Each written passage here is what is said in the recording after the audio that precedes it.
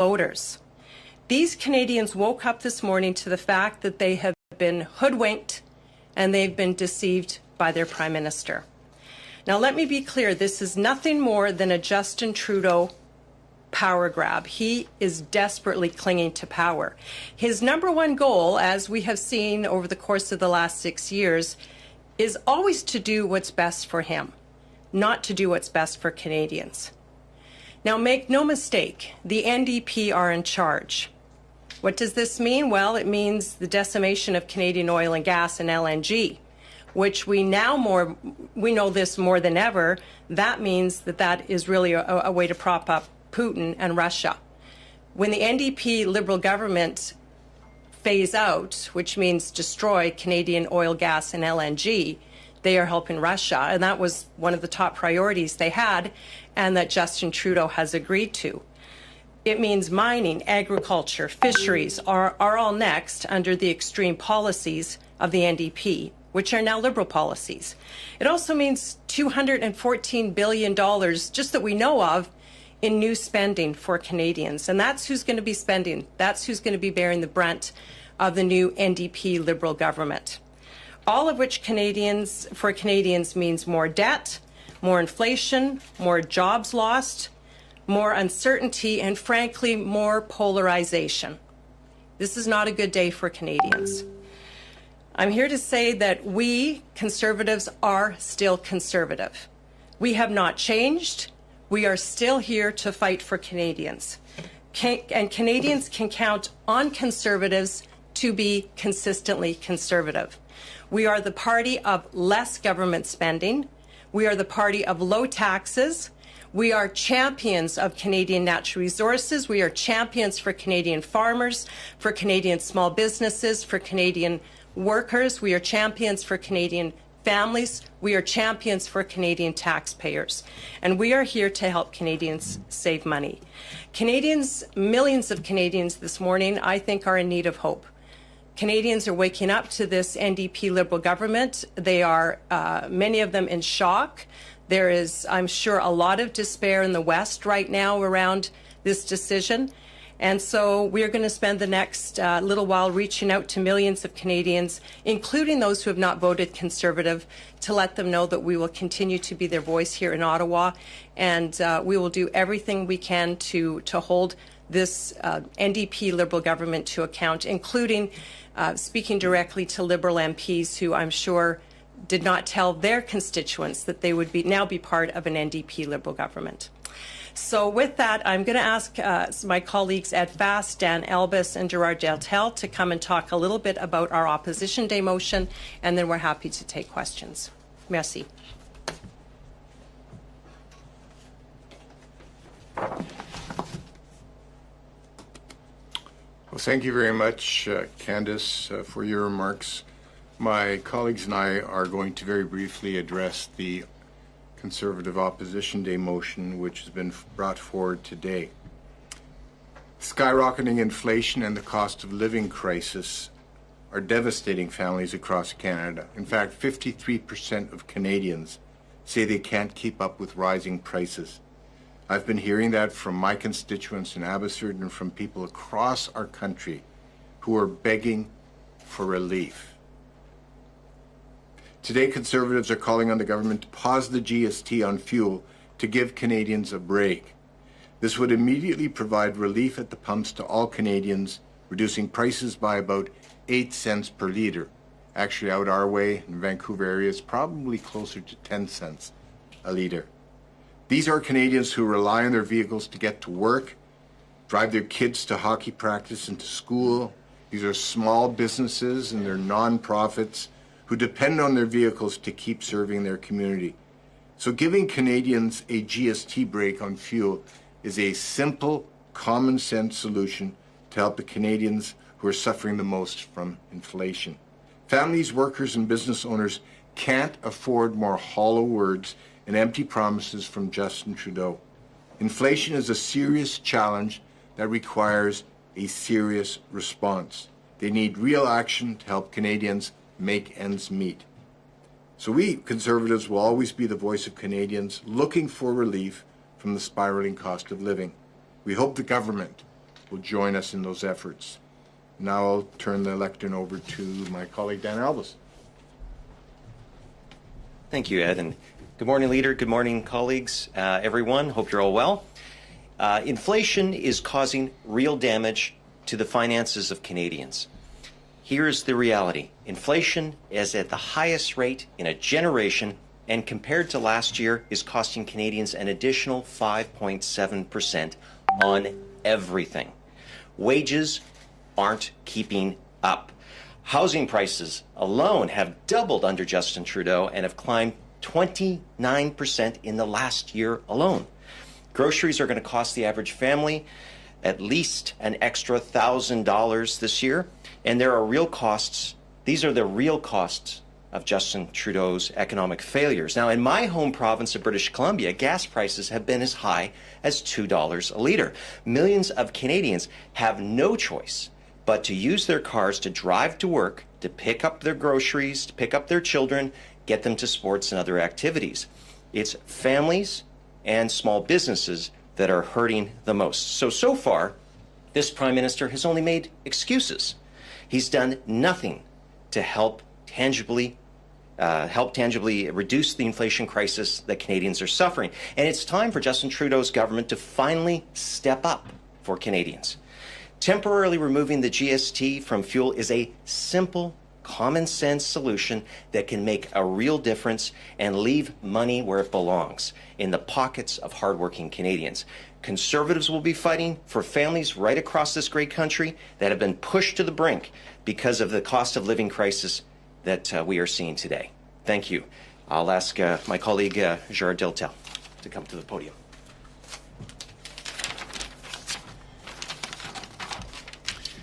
Bon matin, chef, chers collègues, mesdames, messieurs.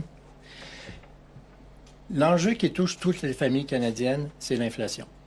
Aujourd'hui, à la Chambre des communes, les conservateurs ont déposé une motion pour donner de l'oxygène aux familles canadiennes avec un peu de répit sur les taxes sur le carbone, sur la taxe de la TPS sur le pétrole. Mais voilà qu'une mauvaise nouvelle frappe les Canadiens ce matin. Plutôt que de parler de lutte à l'inflation, nous allons parler d'augmentation de l'inflation. Puisque cette entente secrète qui a été négociée hier entre le NPD et le Parti libéral fait en sorte que ce matin, le gouvernement NPD libéral va diriger le Canada. Les Canadiens doivent donc s'attendre à des augmentations de taxes, à plus de déficits, à plus de dépenses, qui va faire en sorte que l'inflation va augmenter en raison de ces politiques-là. 82% des électeurs canadiens n'ont pas voté pour un gouvernement dirigé par le NPD. Mais c'est ce à quoi on est confronté aujourd'hui. M. Trudeau a donné carte blanche au NPD, puisqu'il s'est associé à lui directement. Mais il ne faut pas se méprendre de cette situation-là. M. Trudeau a d'abord et avant tout pensé, encore une fois, à sa fierté personnelle. M. Trudeau veut rester premier ministre pendant 10 ans. La seule solution qu'il a trouvée pour ça, parce qu'il sait très bien que les Canadiens n'en veulent plus, et que même dans son parti, il y a des gens qui commencent à en avoir assez, voilà qu'il a conclu une entente avec le NPD qui va faire en sorte que le Canada est maintenant gouverné par un gouvernement NPD et libéral, ce qui assure, semble-t-il, à M. Trudeau le fait qu'il va entrer dans l'histoire comme étant un premier ministre de 10 ans. Encore une fois, sa fierté personnelle devant les intérêts des Canadiens. Alors nous allons suivre évidemment très attentivement ce qui se passe. Nous allons continuer à se battre pour les Canadiens, pour les familles canadiennes. Au cours des 2 dernières semaines, dans ma circonscription, j'ai rencontré des centaines de citoyens, des gens qui en ont assez de l'inflation et qui demandent un répit et qui demandent de l'oxygène. Et c'est pourquoi aujourd'hui, nous les conservateurs, allons débattre d'une motion qui permettrait aux Canadiens d'en avoir un peu plus dans leur poche. Cette motion vise à suspendre temporairement la TPS sur le pétrole qu'ils payent lorsqu'ils vont faire le plein d'essence. C'est une mesure concrète, facile et adaptable pour tout le monde, qui va toucher toutes les familles canadiennes. Mais malheureusement, le gouvernement NPD et libéral va fort probablement voter contre. Nous verrons bien comment cela va se passer. Mais sachez une chose, nous les conservateurs serons toujours là pour les familles canadiennes qui en arrachent dans cette période inflationniste. Merci.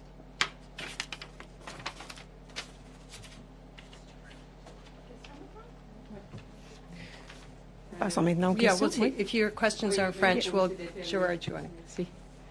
Bonjour, Laurence Martin de Radio-Canada. Est-ce que vous estimez, M. Deltell, que cette entente est antidémocratique?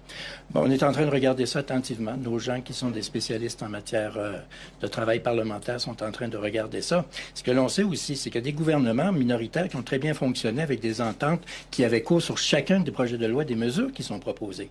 Notre parti a dirigé le Canada avec 2 gouvernements minoritaires, et à ce que je sache, le Canada s'est très bien porté. Est-ce qu'à partir de maintenant, vous excluez la possibilité de collaborer avec le gouvernement Trudeau sur des projets de loi précis? Bien, c'est toujours projet de loi par projet de loi. Nous, ce qui nous intéresse, c'est l'intérêt des Canadiens. Est-ce que les intérêts des Canadiens sont bien desservis sur tel projet de loi ou sur tel autre projet de loi? Alors, on va le faire notre travail comme on fait depuis toujours, c'est-à-dire point par point, on va l'analyser. Mais ce qu'on voit aujourd'hui, c'est quoi? C'est que le gouvernement NPD libéral fait en sorte que maintenant, les deux sont attachés main dans la main. C'est un gouvernement NPD libéral qui va augmenter les taxes, qui va augmenter les dépenses, qui va augmenter les déficits et qui va augmenter la dette. Les Canadiens méritent beaucoup mieux que ça. Bonjour, M. Deltell. Si vous pouvez rester au micro, j'ai une question en français. Votre parti s'est beaucoup plaint lors de la dernière campagne électorale à l'effet que la campagne était inutile, coûteuse pour rien. M. Trudeau nous présente ça ce matin comme de la stabilité. Est-ce qu'il n'y a pas beaucoup de Canadiens qui risquent de voir une vertu dans ça, de la stabilité jusqu'en 2025, pas d'élection? Comment peut-on croire que cet homme-là, M. Trudeau, fait ça pour la stabilité alors qu'il a déclenché une élection en pleine pandémie? C'est exactement le contraire qu'il fait actuellement. Comme il se rend compte qu'au moment où on se parle, il n'est plus capable de gouverner comme lui le désire, parce qu'il a malheureusement pour lui, peut-être heureusement pour le Canada, il est minoritaire. Mais voilà que le résultat, c'est quoi? Le résultat, c'est qu'il fait une entente avec le NPD qui fait en sorte que maintenant, c'est le NPD libéral qui mène le gouvernement. C'est ça la réalité. Il a donné carte blanche au NPD avec ça. Mais comment faire confiance à cet homme qui nous parle de stabilité alors qu'il a déclenché une campagne électorale en pleine pandémie, alors que personne n'en voulait? Encore une fois, M. Trudeau montre son visage dans son hypocrisie la plus laide. Qu'est-ce que vous pouvez faire devant ça? Bien, comme je vous disais tout à l'heure, nous allons analyser les impacts parlementaires par rapport à ça. Mais c'est sûr et certain que nous, on va continuer à se battre pour les Canadiens. Nous, on va continuer à se battre pour baisser les taxes pour les Canadiens, comme on veut le faire aujourd'hui avec notre motion. Et on souhaite, on peut toujours rêver, mais on souhaite que le gouvernement nous donne d'accord là-dessus, mais je ne cacherai pas un deux là-dessus. Hi, Ms. Bergen, Stephanie Taylor with the Canadian Press. Conservatives are going to have some opportunities, I suppose, to work with the Liberals if they want over the next 4 years. Do Conservatives support the new dental care program this deal is going to be getting Canadians starting with kids 12 and under? The NDP Liberal government, which are now telling Canadians this morning, are going to be introducing a national dental program, is something that is going to cost Canadians billions of dollars. Many Canadians already have insurance that their private insurance they're paying for with their employer and have dental coverage. Canadians did not vote for a national dental program, and they certainly did not vote for an NDP Liberal government. So I would tell you that Conservatives will consistently stand up for the taxpayer. We will consistently stand up for good policy that actually provides Canadians with the best options when it comes to dental coverage, pharmacare coverage. We think there certainly are Canadians that need help, and provinces are providing help, and we'd like to see Canadians who are lower income and need that kind of assistance have that assistance. But that was not what Canadians voted for just a few short months ago. They did not vote for an NDP Liberal government that would be spending billions of dollars in new spending. Do you believe Conservatives are going to be fighting Justin Trudeau as the Liberal leader come the next election? I have no idea. That will be up to Justin Trudeau to answer. I do know this. We are fighting an NDP Liberal majority government right now. Ms. Bergen, David Baxter with Global News. You mentioned trying to reach out to some Liberals who you feel may be unsatisfied with this. Would you be starting with some of the Liberal MPs who stood against the imposition of the Emergencies Act? I think we'll see. I mean, this is new. We'll have to see how some of these Liberals respond to questions that we pose, questions that their own constituents will have. But I cannot imagine that all Liberals are comfortable with this. There are many Liberals that are, fiscally responsible. There are many millions of Liberal voters, I believe, who are fiscally responsible, that support Canadian natural resources, that support Canadian having investment grow in Canada. There are a lot of Liberals that are coming to me and saying they're very worried about the economic direction under a Justin Trudeau government. I cannot imagine this morning how they are feeling knowing that we now have a Jagmeet Singh led, because he's basically going to be the Deputy Prime Minister. This is a formal written agreement. We now have a NDP Liberal government in charge. So I am fairly certain there are literally millions of Liberal voters, including some Liberal members of Parliament, who have got to be very concerned this morning. And now, looking at the past election result, approximately 50% of the vote went either the Liberals or the NDP. We see these partnerships show up in other countries where we do have multiple parties making up parliaments. Last time we saw an agreement like this in Canada was within the BC provincial government. There it still seemed like the NDP were very much driving the ship there. What indication is there beyond just like this initial announcement that Jagmeet Singh is going to play such a pivotal role in the future direction over the next 4 years? I think the announcement we heard this morning is very clear. Justin Trudeau has basically said what I told Canadians I would do 3, 4, 5 months ago in the election. I've changed my mind because I actually want to feel and know that I have a majority power, and so I will do basically anything the NDP asks me to do in order to keep that power. I think that is proof enough. And I mean, we already have seen Trudeau in his policy move further and further to the left. This is a man who wasn't joking when he said he doesn't think about monetary policy. This is a man that was not joking when he says he admires China's basic dictatorship. He admires very left, very extreme ways of governing and governance. And so when he has now formed a formal agreement with the NDP government, with the NDP party, who is now basically the government, he has deceived Canadians. And I think there's got to be a lot of concern, not just with Canadians, but with Liberal voters themselves. What lengths will this man go to cling to power? Bonjour, Boris Proulx du Devoir. Ma question est principalement pour Monsieur Deltell, though if you want to add something after, that could be great. Okay. Ma question est peut-être pour vous d'abord. On a entendu François Legault, le Premier ministre du Québec, parler des partis centralisateurs lors de la dernière élection fédérale. J'aimerais savoir, selon vous, quelles conséquences ça va avoir pour les Québécois, cette entente-là avec le NPD aujourd'hui? C'est sûr que vous avez une alliance assez forte de partis centralisateurs. Le NPD, dans sa nature même, est centralisateur. C'est la preuve même du socialisme. Le socialisme vise à tout concentrer les pouvoirs dans l'État. Alors, c'est clair qu'avec l'entente du NPD libéral que l'on a maintenant comme gouvernement, c'est clair que ça va être un gouvernement encore plus centralisateur, encore plus dépensier et qui va davantage chercher l'argent dans les poches du monde, qui va faire des déficits, qui va agrandir la dette et qui va créer de nouvelles taxes. Oubliez le fait que des taxes peuvent baisser, que des taxes peuvent être annulées pour donner de l'oxygène aux familles canadiennes comme on le souhaite aujourd'hui. C'est clair que maintenant, avec le gouvernement NPD libéral, les Canadiens, les Québécois doivent s'attendre à un gouvernement plus centralisateur et plus dépensier. I don't know if Did you want to repeat it in English, please? No, just if you want to add something about that. But perhaps just on fiscal responsibility, if you just want to have comment on the deficit or the fiscal forecast that is ahead with this deal. What's your take on that? We're, as Conservatives, we are very, very concerned with the deficit and the fact that now having an NDP Liberal government means the deficit will be even more out of control than it is. I think Canadians and Canadian businesses, Canadian job creators, Canadian families have to be looking at this and recognizing inflation. There is no hope of inflation getting under control. I know we had hoped as Conservatives we could encourage the Liberal government to maybe step back from their increased taxation that was going to happen on April 1st, even the increased carbon tax. We know that there's some beliefs around the carbon tax helping the environment. We have questions around that, but we at this point had hoped that maybe we could encourage yesterday's Liberal government to reduce taxes for Canadians. Now that we have an NDP Liberal government, I would say there is no hope of reduced taxes. There is no hope of seeing any control of the spending. It is, I think, a very dire situation for Canadians. Last question, dernière question.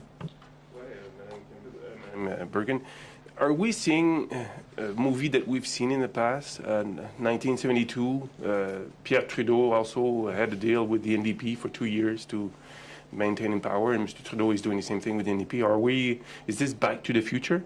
Yeah, I think so. I think I was thinking even more of the coalition in Ontario and the NDP Liberal coalition and what happened to Ontario and the disaster that was. So we haven't seen quite as formal a signed agreement. I think this is very new and certainly new in recent history. So, the concerning part is we asked questions. Our former leader, Aaron O'Toole, was very clear saying there's going to be a coalition, and you will recall he was mocked and laughed at, and it will never happen. We woken up this morning, we went to bed last night knowing this not only was possibly happening this morning, we've heard the announcement, we saw the Prime Minister stand up and say that they've been talking, they've had secret deals they weren't telling anyone about. No one knew they were doing this. In the midst of, we've got a war going on in Ukraine, we had the Emergencies Measures Act that was declared, backed by the NDP. One has to wonder, when did these talks start? What kind of agreements were made? What was the quid pro quo that was given? These are important questions that go to the very heart of our democracy. Democracy and openness has been replaced by backroom deals. And so this is certainly about fiscal challenges and the fear of what this will do to the economy of the country. But I believe it goes to the heart of our democracy. The Liberals and the NDP had and have an obligation to be honest and transparent and tell Canadians this is what they've been cooking up. And they didn't do that. They cannot be trusted. These parties cannot be trusted. Neither of these men can be trusted to do what's best for the country. So a lot of implications. We have a lot of work to do, and we're going to get to work doing that. Thanks very much. Pour Monsieur Deltell, juste en terminant.